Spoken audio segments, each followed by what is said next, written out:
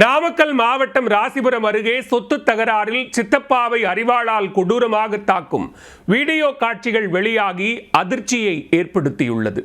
சித்தியுடன் பைக்கில் சென்றவரை பட்டப்பகலில் வழிமறித்து தாக்கிய சம்பவத்தில் நடந்தது என்ன?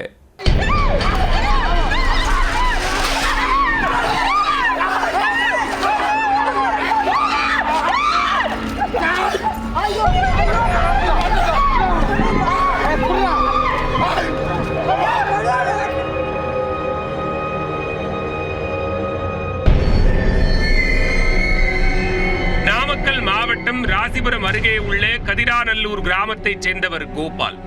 அவருக்கும் அவரது சகோதரர் மகன் குமரவேலுக்கும் இடையே நீண்ட காலமாக சொத்து பிரச்சனை இருந்து வந்தது.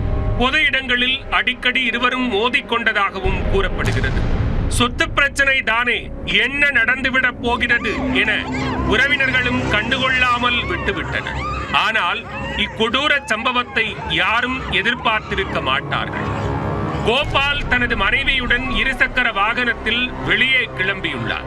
கதிராநல்லூர் ஊராட்சி மன்ற அலுவலகம் அருகே வந்தபோது சகோதரர் மகன் குமரவேல் திடீரென அவரை வழிமறித்தார்.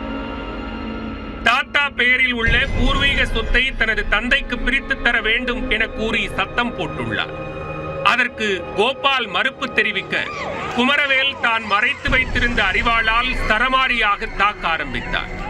அரிவாளை திருப்பி வைத்து தாக்கியதால் லேசான காயத்துடன் கோபால் உயிர் தப்பினார்.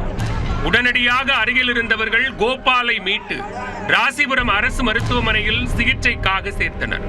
இது தொடர்பான புகாரில் தாக்குதலில் ஈடுபட்ட குமரவேலை புதுச்சத்திரம் போலீசார் கைது செய்து விசாரணை நடத்தி வருகின்றனர். சொத்து தகராறில் சொந்த சித்தப்பாவை அரிவாளால் தாக்கி கொடூர செயலில் ஈடுபட்ட சம்பவம் ராசிபுரத்தில் பெரும் அதிர்ச்சியை ஏற்படுத்தியுள்ளது.